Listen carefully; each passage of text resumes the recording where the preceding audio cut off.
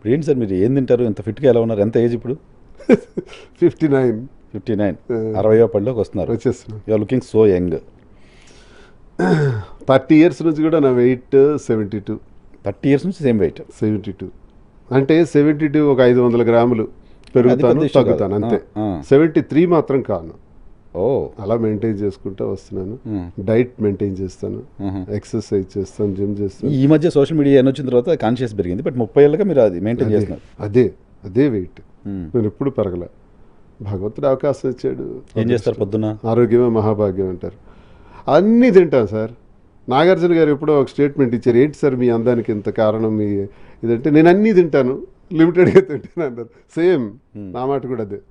అన్నీ తీసుకుంటాం, ఎన్వి తింటాం, వెజ్ తింటాం, రైసే ఈరోజు కూడా చేస్తాను.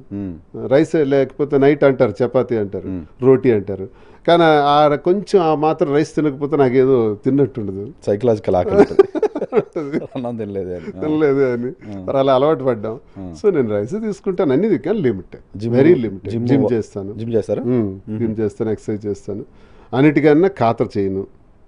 ఇక్కడికి ఏదైనా స్ట్రెస్ వస్తే ఇక్కడతో చంపేస్తాను దాన్ని, ఇక్కడికి రానివ్వను.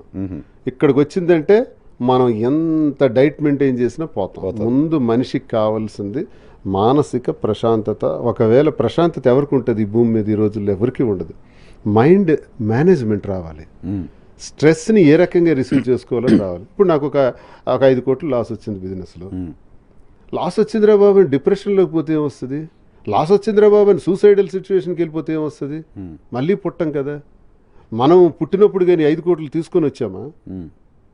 మనం సంపాదించింది పోతుంది, పోతుంది. మళ్ళీ కష్టపడదాం, మళ్ళీ వర్క్ చేద్దాం. ఇప్పుడు నన్ను తొక్కేశారు, కింద పడేశారు, నా వ్యక్తిగత కారణం వల్ల కూడా చాలా డ్యామేజ్ అయ్యాను, సస్పెండ్ చేశారు. దువ్వాడ శ్రీనివాస్ ఒంటరి, ఆగిపోలేదు కదా. కింద పడిపోతే నాకు ఈత రాదు, సముద్రంలో పడేయచ్చు, అక్కడే నేర్చేస్తాను. నేర్చేసి మళ్ళీ ఈత కొట్టుకుంటూ ఒడ్డుకు చేరిపోతాను. అది అలవాటు చేసుకున్నాను. డిఫేమ్ చేసిన దాన్ని సెలబ్రిటీగా మార్చేసుకున్నాను. ఎస్, ప్రజల తాలూకు అభిమానం పెరిగింది, ఆప్యాయత పెరిగింది, మాకున్న వ్యూవర్షిప్ పెరిగింది. మాధురి నాది వీడియో పెడితే ఒక్క పూటలోనే 2-3 మిలియన్స్కి పోతుంది. మా వ్యూవర్షిప్ 4,70,00,000 దాటింది. ఇదంతా ప్రజలు ఇచ్చినటువంటి ఆశీర్వచనం, భగవంతుడు ఇచ్చినటువంటి ఆశీర్వచనం. దీన్ని ఎందుకు మనం ఇంకా యాక్టివ్ చేసుకోకూడదు? మంచిదారిలో మనం ఎందుకు వెళ్ళకూడదు? ప్రజలకు నచ్చకపోతే ఇంత వ్యూవర్షిప్ వస్తుందా? ఇన్ని లక్షల మంది ఫాలోవర్స్ ఉంటారా? మాకు ఎలా వస్తారు? వ్యాపారాల్లో మేము విజయం సాధించగలుగుతామా? ఇదంతా మనం మంచిగా ఉన్నాం కాబట్టి జరిగింది. పాజిటివ్ యాటిట్యూడ్తో వెళ్దాం. ఈ స్ట్రెస్ని ఎక్కువ పెట్టుకుంటే వాడు ఎంత సన్నంగా ఉన్నా హార్ట్ అటాక్ వచ్చేస్తాడు. షుగర్ బీపీలు ఏం లేవు, షుగర్ లేదు, బీపీ లేదు. ఈ రోజు వరకు కూడా ట్యాబ్లెట్ కూడా అలవాట్లేదు. ఒక్క మాత్ర కూడా నాకు ఎలా మింగాలో కూడా మింగను, తెలియదు. నాకు అవసరం రాలా. ఇంక రేపు ఎలా ఉంటుందో నాకు తెలియదు. ఈ రోజు వరకు రాలా. Very good, very good. నిన్న నాగేశ్వర రెడ్డి గారి దగ్గరికి వెళ్ళాను. మొత్తం బాడీ చెకప్ చేసుకుంటే అలా చూశారు. నీ ఏ వద్దమ్మా, నువ్వు కాఫీ తాగాలన్నారు. కాఫీ తాగమన్నారు. అంతే, కాఫీ తాగన్నారు. లిక్కర్ తీసుకుంటారా? అప్పుడప్పుడు. అబద్ధం చెప్పను కదా. సో మీరు పర్టికులర్గా బాడీని చంపేయట్లా, కావాల్సిన అన్నీ ఇస్తున్నారు. అన్నీ ఇస్తున్నాను. ఓకే, అప్పుడప్పుడు మంచి సర్కిల్ ఉన్నారు, కూర్చున్నారంటే అది కూడా లిమిటెడ్గా తీసుకుంటా. కావాలంటే మానేస్తా. ఒకప్పుడు నాకు చైన్ స్మోకర్, సిగరెట్. నేను ఒక డాక్టర్ చెప్పారు, ఇమీడియట్గా మానేకపోతే పేగుల్లో పర్ఫరేషన్ వస్తుంది, పోతావు అన్నారు. అంతే, ఆ డే నుంచే మానేశాను. ఇది అలవాటు, ఇది చేసుకోవాలి, ఇది ఉండాలి అని ఏమి ఉండదు. డబ్బులు ఎక్కడ ఈ బిజినెస్కి? మనమే చెప్పాను కదా, కింద పడినా మళ్ళీ తీసుకొస్తాను. నా జీవితం 20 సంవత్సరాలు మైన్స్ బిజినెస్. మైన్స్ ఆపేసినారు. ఇప్పుడు కూడా ఈ గవర్నమెంట్ వచ్చిన తర్వాత మైన్ ఆగిపోయింది.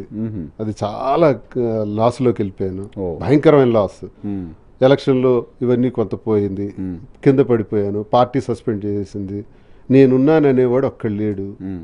నా చుట్టూ తిరిగిన వాళ్ళు ఈరోజు నాతో లేరు. ప్రజలు మాత్రమే ఉన్నారు, కనిపించే దేవుళ్ళు. ఆ నమ్మకమే నాకుంది. మళ్ళీ నాకున్న ఏదైనా ఉన్న ఆస్తులుంటే మాధురి నేను కలిపి అవి రెడీ చేసుకుంటా, అవి అమ్మి కొంత డబ్బులు చేసుకుంటా మళ్ళీ ఫీల్డ్లోకి వచ్చాం. మళ్ళీ విల్ పవర్ పోగొట్టుకొని కూడా. అదే మన బలం సార్. నేనే కాదు సార్, నా గురించే కాదు, ఎంతమందికే నేను అదే చెప్తాను. Suicidal situation. మాధురి ఒక ధైర్యమైనటువంటి మెసేజ్ ఇచ్చింది ఆమె.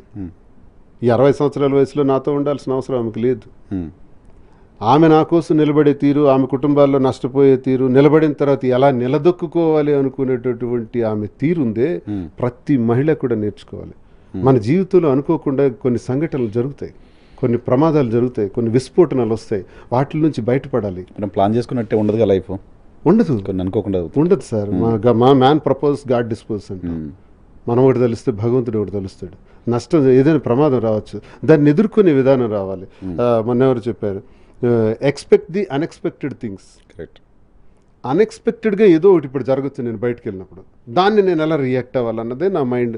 మన మైండ్ మనకు ఉండాలి తప్ప అన్ఎక్స్పెక్టెడ్ థింగ్ జరిగింది నేను చచ్చిపోతాను ఊరేసుకుంటాను అంటే కాదు. మాధురిలాగా ధైర్యం తెచ్చుకోవాలి ప్రతి ఆడబిడ్డ కూడా, ప్రతి ఆడపడుచు కూడా ధైర్యంగా ఉండాలి. తప్పు చేసినా సరే దాన్ని సరిదిద్దుకుని మళ్ళీ నిలదొక్కోవటం రావాలి. తప్పు చేయకుండా ఏ మానవుడు ఉండడు, అందరూ తప్పులు చేస్తాం. ఆ తప్పుల మీద కూడా నిలబడి మళ్ళీ నిజాయితీని ప్రూవ్ చేసుకోవాలి. నేను అంతే, ఏది చేసినా సరే ఒకటే నేను యూత్కి అందరికీ కూడా చెప్పేది ఒకటంటే, మానసిక ఒత్తిడికి గురి కావద్దు. మనం ఏమీ తేలేదు, నగ్నంగా ఒంటరిగా వచ్చాం, మళ్ళీ నగ్నంగా ఒంటరిగానే పోతాం. ట్రూ. What is there? ఈ మధ్యలో ఏముందని, that is very valid word. Yeah. ఏముందని ఈ బట్టల గురించి ఆలోచిస్తాం, ఏముందని మన వ్యక్తిగతం గురించి ఆలోచిస్తాం, ఆస్తుల గురించి ఆలోచిస్తాం. ఎంతటి వాడైనా అలాగే మళ్ళీ పోతాం కదా. కాబట్టి అనవసరం పెట్టుకోకండి, ఎక్కువ ఆలోచించకండి. ప్రయత్నిద్దాం, గట్టిగా కష్టపడదాం. ప్రతి మనిషికి కూడా ఖర్చుకు కావాల్సినంత డబ్బు, ఇల్లు, కారు, కుటుంబాన్ని సంతోషంగా చూసుకోవటానికి, చదివించడానికి కావాల్సింది చాలు. ఏం చేస్తారు 100 కోట్లు 1000 కోట్లు? ఏం తగలబెట్టుకుంటాం మనం? ఉన్నంతవరకు కష్టపడేసరి మెంటల్ పీస్ పోగొట్టుకోవడం. నిజాయితీగా ఉందాం, కష్టపడదాం. కష్టపడేవాడు ఎప్పుడు నష్టపోడు. అది కొంత టైం పడుతుంది అంతే. నాకు అది కూడా ఎక్స్పీరియన్స్. కష్టపడితే ఏమొస్తుంది? అక్రమ సంపాదన చేస్తే ఈరోజే ఒక 100 కోట్లు సంపాదించవచ్చు. కష్టపడితే మనం సంపాదించగలం. ఈ 100 కోట్లు నీకు నిద్రపోనివ్వదు. కష్టపడి నువ్వు 1 కోటి రూపాయలు సంపాదించుకో, ప్రశాంతంగా పడుకుంటావు, ట్యాక్స్ కట్టి, జిఎస్టీ కట్టి హాయిగా ఉంటావు. ఎవడికి భయపడాల్సిన అవసరం లేదు. ఇది అలవాటు చేసుకోవాలి తప్ప ఊరికి